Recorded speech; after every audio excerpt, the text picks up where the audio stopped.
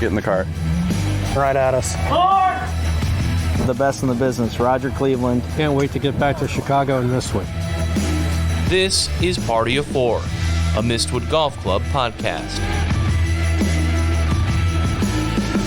You already know, you already hit that play button. It is the Party of Four, a Mistwood Golf Club podcast. Just as you heard, Ben Hutchison alongside Mistwood Director of Golf, Andy Michelson. What's up? How you doing? Nothing. It looks like you're like Adrian Wojnarowski, guy from the NBA, just checking your phone. Adam Schefter, like people are sending you stuff, breaking news. Anything good? No. You're like just watching golf videos. Thumbing through old crap on Instagram. Nice. Just checking the content. That's funny. Making sure we're working hard here. Yeah, killing it. Putting out a lot, though. We've been putting out a lot. We've been doing some fun things, but just wrapped up our member guest weekend. For those that don't know, why don't you take them through it a little bit? Yeah, so obviously we have a cool membership here. We have 225 members, but we have 72 of them that participated in this past weekend's member guest. They brought, obviously, guests from kind of all over the country, had a great time. The food was outstanding. The level of play was really good competitive event. We did have same champions as last year, even though they're getting a little bit less shots this year. So that was good. No, it was a good competitive event, and can't thank everybody enough that was involved. And it's one of those things where everybody during the event, they come up to you like, man, isn't this is got to stink for you guys. It's got to be so hard for you guys. Got to stink. You know what stinks is when you're just showing up on a Tuesday, it's the same day, and then Wednesday is the same day, and Thursday is the same day. So for us, for staff, it's actually pretty cool to be able to serve and entertain people in a way that we do here, which is different, I feel like, than anywhere else. I like the member guest. You get to see a lot of the familiar members that you do see out here a lot. Obviously, some that don't participate on a daily basis playing golf here. But yeah, Paul DeGeese, Jay Bowder, winning back-to-back. You talked about the food, the culinary show. We have a big dinner on Friday night, lobster tail, smoked chicken, salads, chef-made ice cream sandwiches. Did you get one of those? I did not. You were all in on the lobster tail. See, I don't know if we talked about it on this. I'm not a huge pizza and ice cream guy. I'm not a big chocolate. What's the ice cream? I'm not a big chocolate, ice cream, or pizza guy. Like, I don't like drive home and go, man, I need Culver so bad. Like 85% of the rest of America, right? Just not a big ice cream guy. Now, a bag of pistachios, if you're giving that away at the end, I'm all over that. You were just eating, I believe, was that a peanut butter cup? It was a white chocolate peanut butter cup from probably Easter. Or last Halloween. Or last Halloween. It was sitting here in the office. One of those mindless, like, grab, things and eat. There might be a reason why I'm carrying a couple extra LBs. It's okay. Just stupid stuff like that. I support the Skittles, though. Big Skittles guy. Yeah. Skittles are okay. Skittles are kind of those mindless things. No, I mean, they're never going to be like, oh, damn, Skittles are my favorite candy.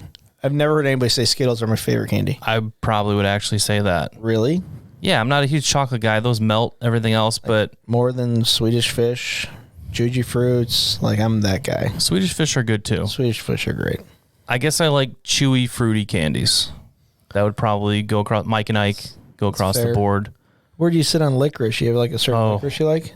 I only like the red vines? licorice. Yeah, I don't... The red vines are the ones you can peel, the... twist and peel type. Those are terrible. I just like anything the strawberry cherry. I don't like black licorice. Once you get into that in any candy, any flavor, no. Are you like full straight line, like crack level sugar with the nerd clusters? Have you had those? I've had those. Oh my They're God. Tasty. Oh my God. Those are crazy. I like chewy nerds back in the day over normal nerds. Huh. Were they nerds? I don't know. There was a chewy version. There's chewy spree. Spree, those were chewy and they were delicious. Yeah, those were a little much. Ooh. I guess the clusters are probably what I'm referring to when you do like chewy nerd clusters. clusters. Yeah, it's more. Yeah. But yeah, the sprees, those were good. Where did we start with that? Why did we go on that topic? We were talking about how you don't like ice Skittles. cream Got and it. chocolate, and then Yep. we went to things you do like. Yep. So it's nice to go off the tracks a little bit, especially in the first 4 minutes of a podcast. Crash and burn. You make a plan, you have a production, and you just do that, which is fun. Yep. I don't mind that. So either way, it was a great weekend. We had Seth Mercer here playing a little guitar, singing. Actually, shout out, he'll be here in July for one of our concert series outside the tavern. Yeah, he was good. He's good. He's got a cool voice. So he was covering some Morgan Wallen out there. So it was like, ladies. Well, I would describe it as if you put in your Pandora station the combination of Morgan Wallen radio and Third Eye Blind radio. He was like killing it. He had some Coldplay, Third Eye Blind, which I love. Dropped a little Matchbox 20. Kind of like a Counting Crows type. I didn't mix. Blues Traveler, like Rasp. Like Matchbox 20, 3AM. Like he was killing it. He might have done Closing Time, Semisonic. Semisonic. Yeah, I didn't like that. Yeah, that was good. So we got through the weekend. We move on to the week. We have junior golf camps going on. I was down there getting some pictures, the drills, the games, the activities. It's a fun part of summer here at Mistwood. Yeah, it's really good. So we I think we run it a little bit different. I would say better. Can we say better? I would say better. Yeah. Okay. So we run our junior golf camps a little bit better than most. We do. I'm just throwing it out there. We have like a 5-to-1 combination, so 5 students for every instructor. So it's not like just an absolute zoo and, kids getting hurt or any type of danger. So we take them in kind of 3 different phases of the game, the 3 most important phases of the game: short game, with the emphasis on putting, chipping, wedges, and then long game, irons, woods, stuff like that. But in the process, we're trying to keep it fun. We have games involved with that. Obviously, popsicles are just a regular thing on a daily basis, making sure we take plenty of breaks. It's funny when you get done with these things all the time. They're like, what's your favorite part of the week? It's like popsicles. Like, oh, okay, that was 50 cents. Like, yeah. But, we try to put all this time, effort, and energy in. But it's funny with these kids because you see them now, and then we might see them come into our program like in the winter, and then we'll see them next summer, and then they just turn that corner. They just naturally turn that corner, and it's really kind of just time, right? It's the time, effort, and energy that parents put in. It's like anything else. You see all those things on Instagram about how if you did this for a certain time every day, you would get better at it. It's golf. There's no shortcuts in golf. We've talked about that before.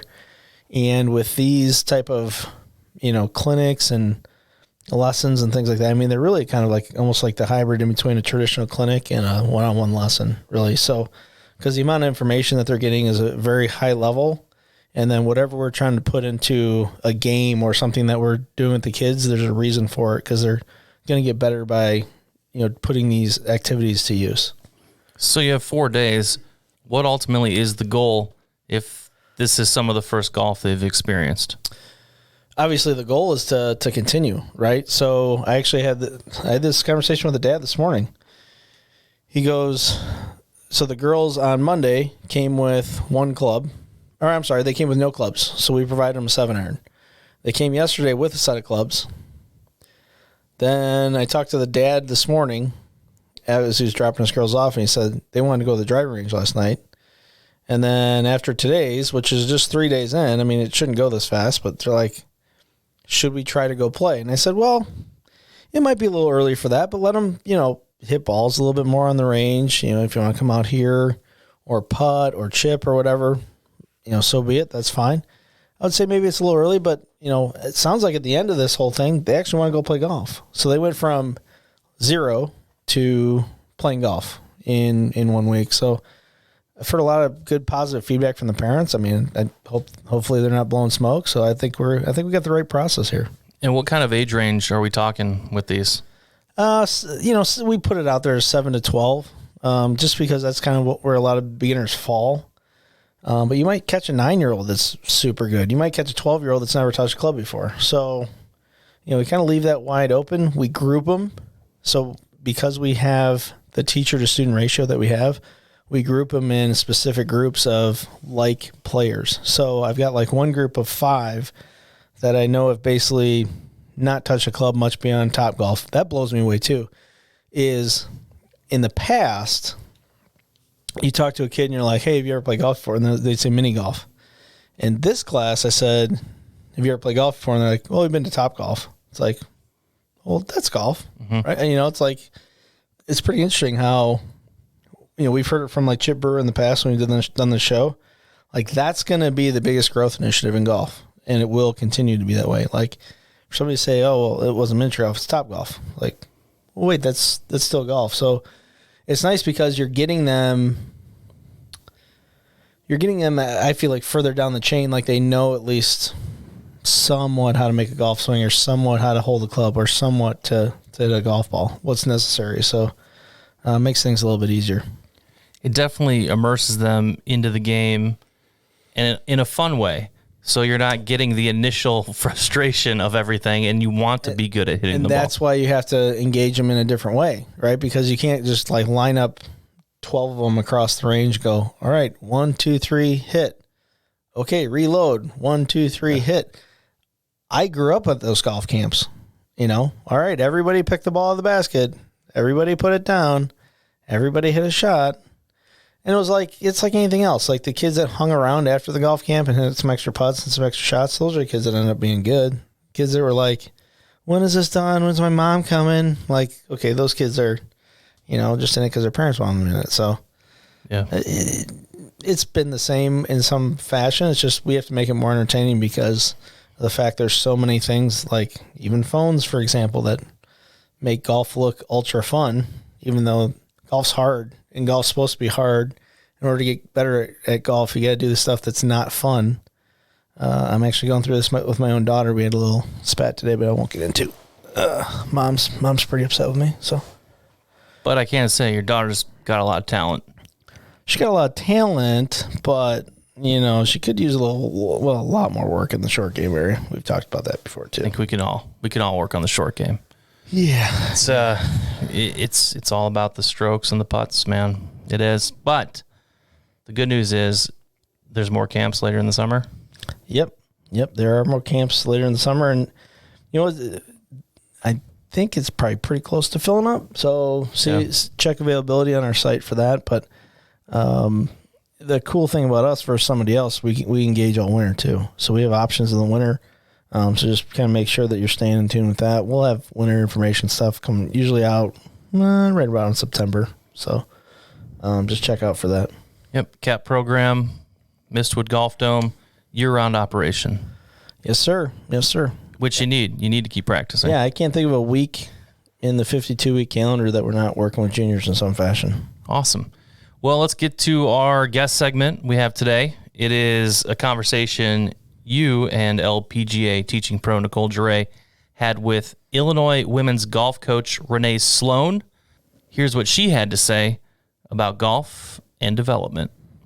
Started playing golf just before my 7th birthday, and just loved the game, loved playing, loved competing, traveling, and each year just played in more tournaments, bigger tournaments, more traveling.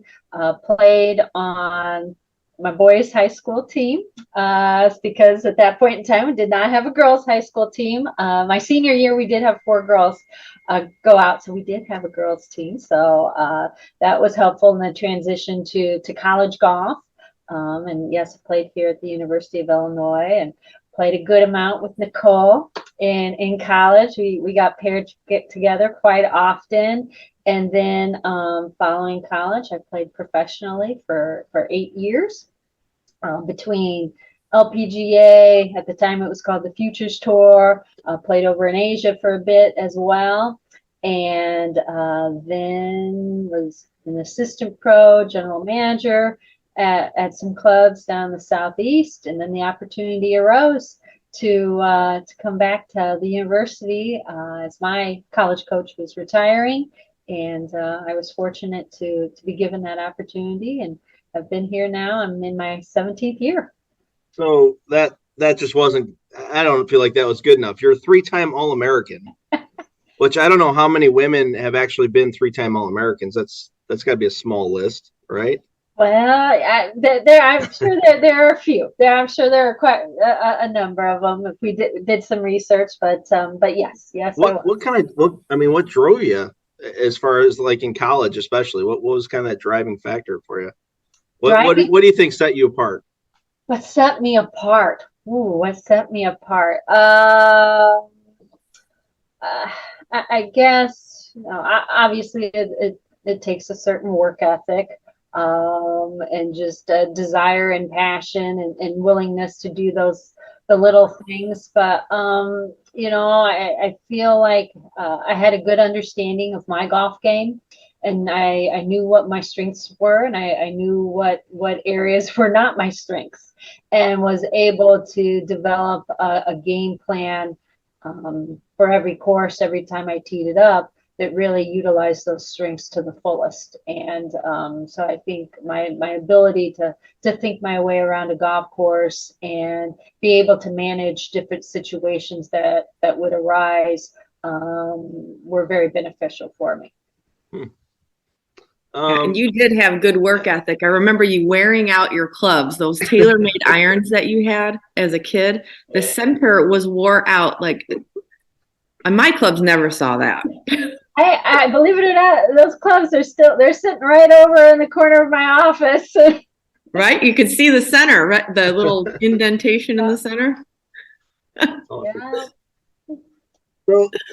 So obviously, I noticed you guys have had some recent success at Illinois. What kind of run through your recruiting process and how you kind of get those players in and foster those players when they get there? Sure. For us, we start kind of tracking scores and their progress in eighth grade, freshman year, and continue to follow through on that, and then usually starting the second half of their sophomore year, we'll start sharing NCAA permissible information with them, just trying to establish that relationship, and give them some information, not only regarding the University of Illinois, but about the NCAA and how the recruiting process works. And so they have that educational material, because we understand it can be an overwhelming process, and just getting a good solid base established there with them understanding, what the rules are and some of the things that they need to take care of to make sure they're in the best possible position to be recruited. And then obviously starting June 15th, we're able to make contact with the student athletes. And so we'll begin that process and establishing those relationships. And through the course of that period of time, we'll hopefully have the opportunity to watch them play in person and gather a lot of information during those rounds. What's kind of part of that information gathering? Is it junior golf scoreboard? Is it AJGA? Is it local things? How do they kind of get on your radar and stay on your radar? Yeah, that first step kind of is, the numbers, looking at junior golf scoreboard. And then from there, like I said, having the opportunity to watch them play and just getting a sense of, who they are and how they go about conducting themselves on the golf course. First off, is this a person that you want representing your program and being an ambassador for the University of Illinois and our women's golf program, and seeing how they interact with others, whether it be their playing partners, their parents, volunteers, any staff members whatsoever, because that's a good indicator of how are they going to treat their teammates and their coaches in college as well. And then just how they carry themselves, their presence, confidence level. And then, one of the biggest things is, how do they manage those days or those times when it isn't going so well? When they don't have their A game or their B game or even necessarily their C game, are they finding a way to still get it done and post a respectable score? Or, do the wheels come off and the panic button gets hit and it's a real difficult time to regroup. And so paying attention to those things mean a lot, because it's a good indicator of what will take place in the college realm as well. Here's kind of an interesting question because it comes up with our juniors a lot. They'll say, like, I was out playing a tournament and a college coach came up and saw me and I just happened to bogey that hole. And then they went to another group and this, like, how much weight are you putting into that? You kind of talked about the characteristics that you're already talking about or looking for anyway, right? Yes. I mean, one hole, it may not really, obviously paint the full picture. And, obviously coaches typically are trying to see quite a few players during the course of a single round, and they may only be able to allocate time to see one hole. And sometimes it's a matter of being able to put a face to the name so that in the future, when they are at another tournament, they know who you are and what to look for. And so, if the player would have happened to make birdie, the coach still may have left to go watch another group as well. And so I know a lot of times junior players put a lot of weight into that, and there's really no need for that. Just be happy that the coach was there, was able to again connect a face to a name, and then it's a good idea to follow up with the coach. Then if you have been able to see a coach following you, go ahead and follow up and let them know that you appreciated them coming out to watch, and then provide any information that you would like, as well as ask some questions too. That's really good advice. We hear that a lot from the coaches. Do you ever go to a tournament and looking at some players and then see interest in another one, like, oh wow, who is that? And then see potential and like, oh, I'm gonna check this girl out. Absolutely. And each coach goes about that process a little bit differently. Generally, when I'm going to a tournament, there are specific players that I am going to watch. But like you said, another player may be paired with one of those on our list that is impressive for any number of reasons. And I want to gather more information about this player. Who is this? What have they done in the past? And then continue to watch them either more that particular day, or if it's multiple rounds in the tournament, the following day or two as well, just to see and get a good understanding of what their game is like. And how do the players know that the coaches are following them, or do they don't, or you just kind of got to figure it out? Well, sometimes it can be usually loaded like head to toe. Yeah, usually we're walking billboards, yeah. From head to toe. However, on some of those maybe rainy or cooler days when everybody has a rain suit on, that can make it a little bit difficult. But the umbrella could be a giveaway as well. But usually there is some identifying piece of clothing that what school the coach is from. But then some players are so locked in tune to what they're doing, they're kind of not aware of other people out there watching. That's kind of how I would be. I wouldn't notice one coach watching me probably. She's locked in. Nicole's got an amazing mindset. Just locked in, shot to shot. Staying in the present. That's a great thing there. Over attention. So we talked about there are kids that come on your radar as soon as 8th grade, and that point before they can contact you, that June 15th going into their junior year, right? Is there just like files that you're just filing them in and kind of lining up your team a little bit beforehand before you can actually do any of that stuff? Yes. We'll create files for different prospects, and then create a list as well of prospects that we are tracking. And then, like I said, just follow their tournament results, because at that point in time, that's really what we can do. And then as we get a little bit more information, whether it be contact info for their instructors or for their high school coaches, then we can reach out to them as well and gather information from those resources, which are very beneficial.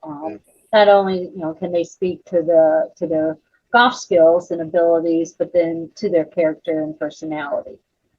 The anxiety that we feel on our end is when people send in things to coaches like their freshman, sophomore years, and like, the coach didn't reply back to me. There's rules around that, right? So it's not like you're not reading it. It's just you can't reach back out, right? Exactly right. Yes. So I know that's kind of a tough one where you kind of feel like, well, I've sent it out there Right. and I got nothing back. Well, no, we did receive it, but like you said, NCAA rules prohibit us from responding to those. But we very much appreciate receiving that information and do encourage prospects to do that, because that is one way to get your name out there and to show that you are interested in that particular program. This sounds dumb, but can it be as simple as is there red receipts? Somebody opens it, they get a little notice. Yes, I've received those in the past, so that the sender knows that it has been opened and received. I like it. What type of outreach do you expect recruits to do in order to kind of make your decision process as easy as possible? Well, we really want our recruits to be proactive. We want them to be invested in this process. I mean, this is, up until this point in time, likely the biggest decision that they have made. And we want to see that they are truly invested in this process and gathering the information and establishing relationships. For us, it's about establishing that relationship to determine, are they a great fit for our program? Are we a great fit for them?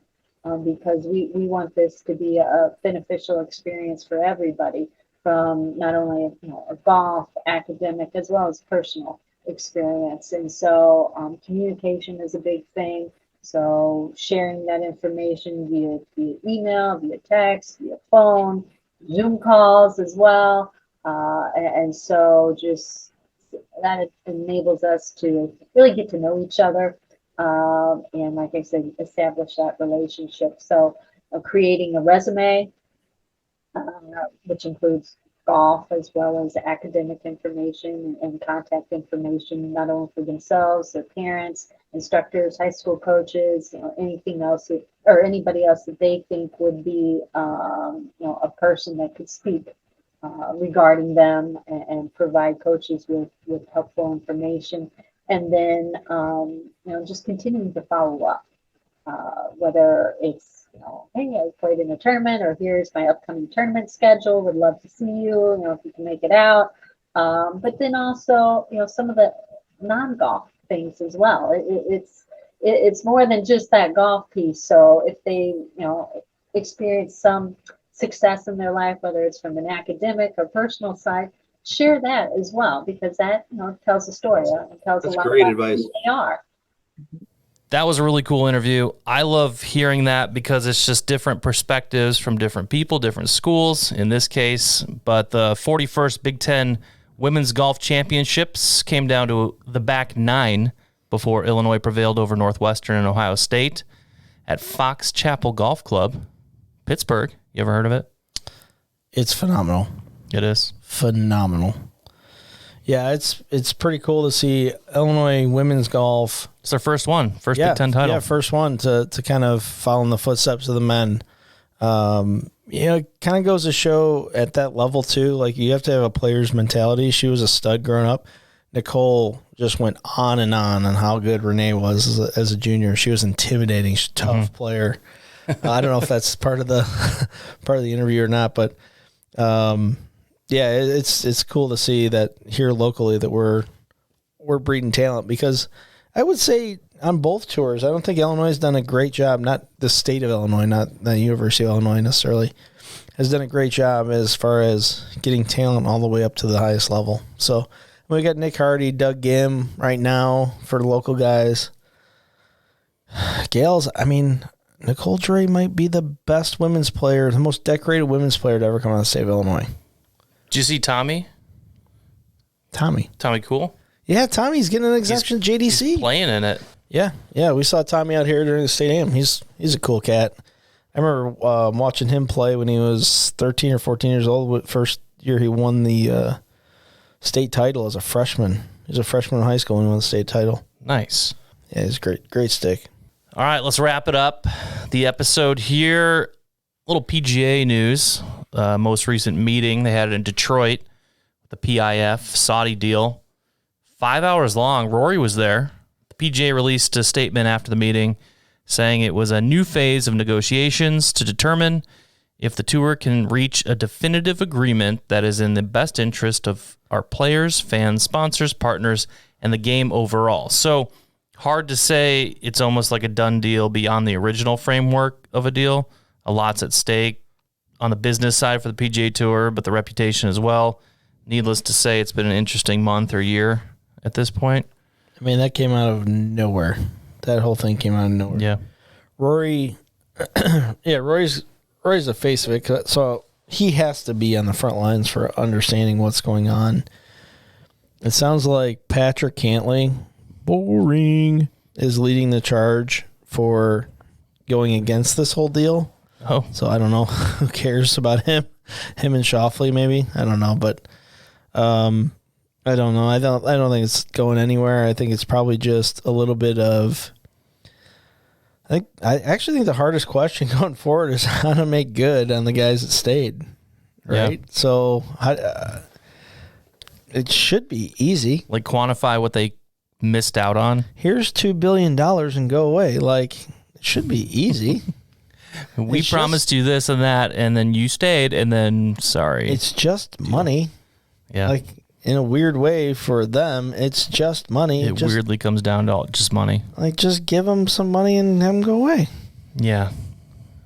It'll be interesting. I know some things that came out of the meeting, mostly previously reported. PGA Tour gets the power. You know, they're the power. The PIF's the money. But no one really knows what will happen as far as Live Golf goes, or an entity. That's done. And their events. That's toast. Why would you? Yeah. Why would there be an alternate tour? Yeah, if you're talking about bringing it together, yeah. Right. You think Dustin Johnson gives a crap? He's not gonna want to. He's not gonna want to go be forced to play in Shanghai in some random event, right? Yeah. He wants to stay in the U.S. He lives in West Palm, like all the other guys. But then the last thing kind of is also the pathway return to the PGA Tour for the guys that left. Not sure quite what that is at this point. I don't know either. They haven't really specified that. I mean, certain guys with certain world rankings should be fine, right? Should be absolutely fine. Mm-hmm. But yeah, I'm super worried like what the path back is for Cameron Tringali, you know? What's his path back? I'm really worried about him. But there's 20 guys on Live that are just like him, like in that 200-ish in the world range. Mm-hmm. It's kind of a bad road back. I don't know what they'll have to do. They might have to go through Corn Ferry. They might have to re-qualify through Corn Ferry, which is a murderer's row these days. It is so hard. There's a lot of talent in there. Yeah, you're going up against the best in college, and guys are just falling off just outside of the 125 on the PGA Tour. That's tough. But on the other hand, the PGA Tour now is it's almost easier to get on because of the fact they have the designated events. So the guys are focusing on these designated events, and then the alternate events like the JDC, you know, there's guys like Zach Blair almost won last week. Third place. Right? 1.8 mil. I haven't heard of Zach Blair in 3 or 4 years. I knew he was designing golf courses. Yeah. But there's guys that have that are now in the mix that you haven't seen in a while. Let's end on a positive note. Great golf story that I believe is Ricky Fowler. Just his rise from mediocrity when people thought he was done. He's back. He's in the leaderboard. It's great to see. I think he's great for the game. Seems like a great person. You see him signing autographs for hours after. Always has been. Always has been. Seems like a really good dude. Yeah, I think him and Jordan Spieth are like two peas in a pod. Except Ricky's got a little cooler, swaggier kind of nature to him on tour. Mm-hmm.